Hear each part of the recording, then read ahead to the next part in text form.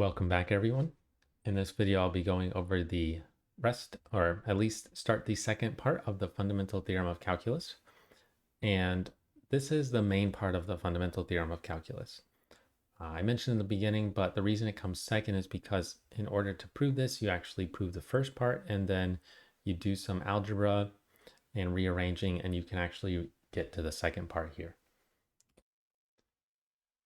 So let's go ahead and we'll go ahead and read in formula what the fundamental theorem of calculus part 2 says. Most people actually refer to this as the actual fundamental theorem of calculus because the other one is only used if you're working with very specific equations. The fundamental theorem of calculus part 2 works with the vast majority of equations because most equations are not defined as integral equations. Right? And it says the following. It says, if f is continuous on the interval, from a to b, closed interval, then the definite integral from a to b of f of x dx equals capital F of b minus capital F of a, where f is any antiderivative, capital F is any antiderivative of lowercase f. So that is capital F prime equals f. Now, it's very common when, and we talked about it back in the antiderivative section when we started talking about those, that when you write the antiderivative of a function, you just use the capital letter of it, and that's fine. But in words, it's probably more important to realize what this is saying. In words, it says, if we want to compute the definite integral of a function, we compute the antiderivative of the inside, so whatever the f of x might be, then plug in the top number, so whatever b is, so that's what this is representing. This is the antiderivative, plugging in b, then subtract, and then we plug in the bottom number, f of a. Okay, so one thing that's going on here, like I mentioned, is that really this is giving us a way to actually compute those areas, those definite integrals. Like in the previous section, we could really only do anything with a formula if we had a picture that was a shape of something we knew the area of. As you might imagine, most things we don't know the area formulas of, and that's where this comes into play. One thing that's pretty important is, and it's really because the next section, when we talk about a slightly different kind of integral, you'll have to remember this. But in general, when you compute any antiderivative, you must have a plus c at the end. I'll show you in the first problem here that when you compute a definite integral, so that's integral with numbers on it. And once again, we haven't seen the indefinite integral, so we don't have a comparison. But when we have integrals without numbers on it, you must include the plus c. When the numbers are on here to make a definite integral, the plus c will cancel out. So you don't actually need to write it. But I'm going to show you with this first example exactly how that'll work. All right, so it says evaluate the integral 0 to 4 of 4 over 5 x cubed minus 3 over 4 x squared plus 2 over 5 x dx. Now, just to put in perspective, what we're doing here is we're sort of finding that area from x is 0 to x is 4 of this function. And, you know, this, you can imagine when we graph it, is not going to be a shape that we know how to find the area. So we have y equals 4 over 5 x to the third minus 3 over 4 x to the 2 plus 2 over 5 x. And just to adjust my settings here, I only care about x being from 0 to 4. And you can see it kind of shoots up, so the y value gets pretty big. Let's start y from 0 and go to, let's say, 50. Okay, and I guess I can zoom out a little bit so that toolbar isn't really in the way. All right, so this is from 0 to 4, and up to 4 it goes here. So we're trying to find the area under here. Now, it's just, if you zoom in on any graph that's not straight, a lot of times it just looks like a parabola shape. But if we had to do this using the Riemann sums, we would spend a very long time doing it, and we don't want to do that. So the fundamental theorem of calculus will tell us, just figure out the antiderivative of this thing. And we've done that in the previous section when we introduced antiderivatives.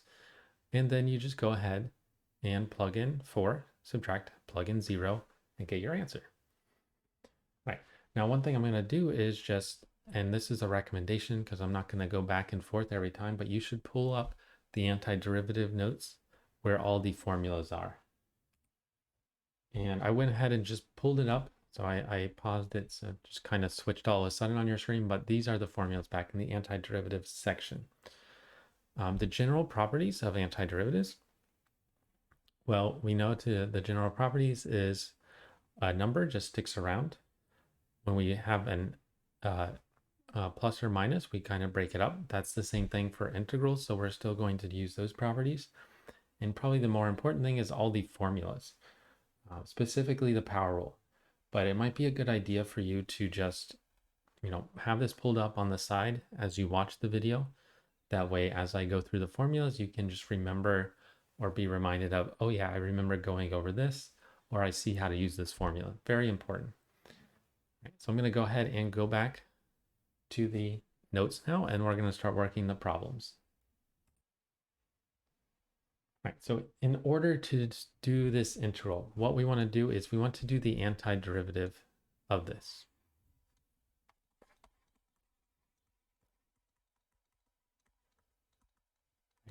Now, the nice thing about integrals is compared to saying just do the antiderivative is you can kind of keep the integral around as your symbol to do the antiderivative. So it's sort of like having the d over dx for a derivative. Back when we introduced doing antiderivatives, we didn't have some notation to help us say, hey, this is what's indicating do the antiderivative. We just had in words the directions.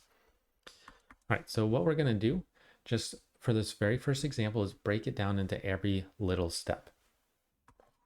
So the first thing is that when we do the integral or antiderivative of many parts attached by a plus or minus, you can do the antiderivative or integral of each part. And that was a property of both antiderivatives and integrals. So we've got the first part, 4 over 5x cubed dx. I have a minus, so I'm going to have a minus. And then the next integral from 0 to 4.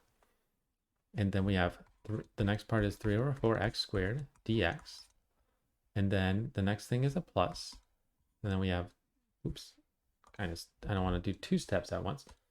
And then we integrate from 0 to 4, the next part, 2 over 5x dx. Right? And now remember the point of the derivative rules when we started talking about them is we only wanted to use them if we knew exactly a formula. So technically, you don't know how to do the antiderivative or integral of 4 over 5x cubed, but you do know how to do the integral of x cubed because that is the power rule. That's something the power rule will work for. But luckily for us, we know exactly what to do here. We can bring the 4 over 5 outside. For the second one, we can bring the 3 over 4 outside. And for the third one, we can bring the 2 over 5 outside. So we can always bring numbers outside of integrals. That was another property of integrals and also antiderivatives. Once again, their properties all match up because they're really representing the same thing. All right, so we bring all the numbers out. For the first one, we got 4 over 5.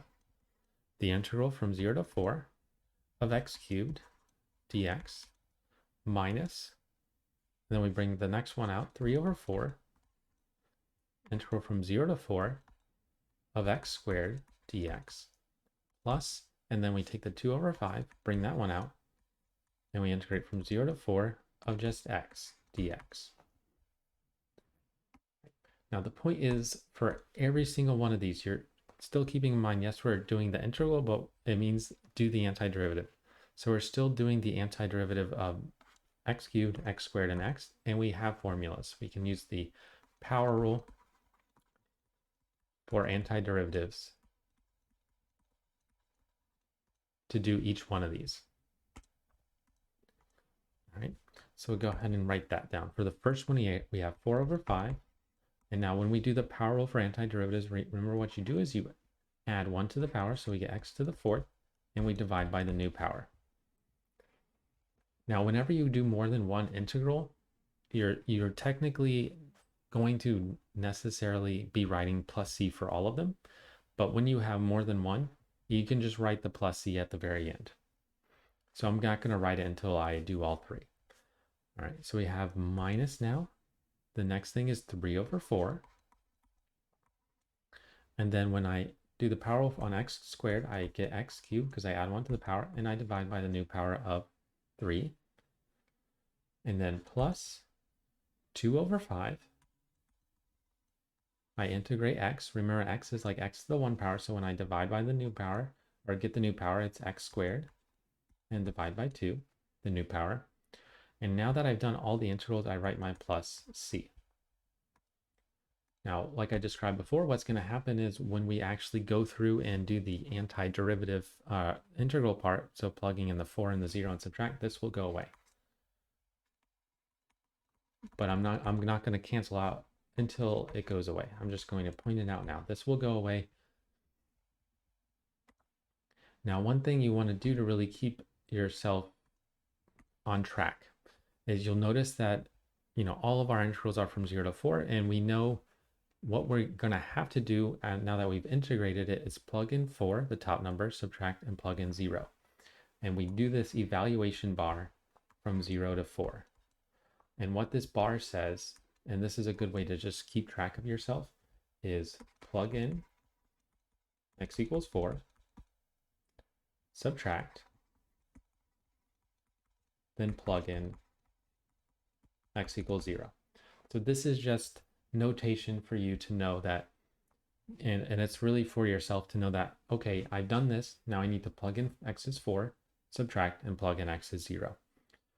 Technically, you don't have to write this, you can just use your own notation, but this is the common one, so I recommend using this. But keep in mind it is a vertical line, it's not an integral anymore. There's no more dx, so when we integrate, the dx goes away with the integral, and we're just left with this vertical bar for evaluation. Right, so let's go ahead and, before I actually start plugging in 4, subtracting, and plugging in 0, I'm actually going to simplify this. And the reason I'm going to simplify this is because for the first one, the 4's cancel. This next one, the 3's cancel. Next one, the 2's cancel. We won't always be that lucky, but for this time we were. And in the first one, we have 1 over 5, x to the 4th. You can write it as x to the 4th over 5 if you prefer. Minus the next one, we have 1 over 4, x cubed. And the next one is a plus, and then we got the 2's cancel, so 1 over 5, x squared. And then plus c. Now I'm going to write my evaluation bar again because I haven't plugged in anything. All I did was simplify. But now what I'm going to do here, now that it's simplified, I'm going to plug in the top number 4 for x. And I like to put, when I plug in something, in big parentheses, and then so I'm going to subtract, and then I'm also going to plug in 0 for x. And you don't have to do this for a setup, you can just kind of write it as you go, but it just helps keep me organized, especially when I'm explaining it to you. So I'm going to plug in x is 4 here, and I'm going to subtract, and I'm going to plug in x equals 0 here. So let's go ahead and do that. We have 1 over 5 times 4 to the 4th minus 1 over 4 times 4 cubed plus 1 over 5 times 4 squared plus c. So we're plugging in for x, which means the c is just c. And then we plug in x equals 0. Now you can probably see what's going to happen is all these are going to go to 0 except c. So in fact, when we plug in 0, you can write the entire thing, but you're just going to get c. Because plugging in 0 here will make it all go away. Actually, let me go ahead and just write it out for the first one, since it will simplify pretty quickly. We have 1 over 5 times 0 to the 4th minus 1 over 4 times 0 cubed plus 1 over 5 times 0 squared plus c. Right. Now, pretty much at this point, we just have to simplify. We can distribute the minus sign, but I always simplify inside first and then do the subtraction. So I would want to simplify this number first, then simplify this number, and then just subtract them. Well, this is 0, this is 0, and this is 0, because it's all multiplications by 0, so we're just left with c in the back. Now, depending on what you're comfortable with, you can go ahead and, do this by hand, find a common denominator, or just go ahead and use a calculator, add these up as a fraction. And I'm going to do that just to save us some time. All right. Now, when I do that and I add all these up, of course, I don't know what c is, so that's not going to be a part of what I'm typing in. I have 1 over 5 times, find the times, 4 raised to the 4 minus 1 over 4 times 4 raised to the 3 plus 1 over 5 times 4 raised to the 2, if I can find the caret, and simplified as a fraction, it's 192 over 5. And if you want, you can press enter just to make sure it's reading it correctly. But it's 192 over 5. And we still have that plus c. We've got this entire thing simplifies to 192 over 5 plus c.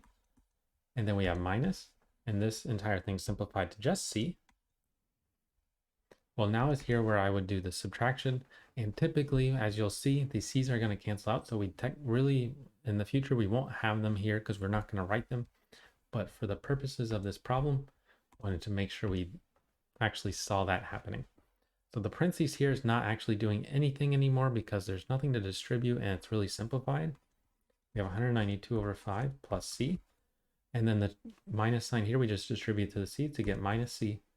And the c and the minus c cancel out, and we're left with 192 over 5. All right, so what we just did, we kind of described at the beginning, we found the area of that shape. And we did it in a reasonable amount of time. And we did it with really every possible step spelled out. Because what you're going to be more comfortable with in the future is if you look kind of right here. Don't worry about the plus c for a second. But if you compare that to this, you might realize that the 4 over 5 was just there. We did the power rule on x cubed, which got us x to the 4th over 4. Then we subtracted the 3 over 4. We did the power rule on the x squared, which gave us the x cubed over 3. Then the plus 2 over 5. And then the power rule on the x gave us x squared over 2. So in fact, just like with derivatives, as we do more, you'll get more comfortable with the idea that everywhere I see an x, and for each part, I'm just doing the derivative, or in this case, the antiderivative of each part. So we might not have to go through these first two steps to get to this third step to where we actually integrated. Right? But going forward, when we have numbers on integrals, what happens is when you plug them in, the c's cancel because you get a c in the front and the c in the back, and they go away. So you don't need the plus c. And in the next video, we'll go through these problems a little bit quicker and just keep practicing a few more. So I'll see you there.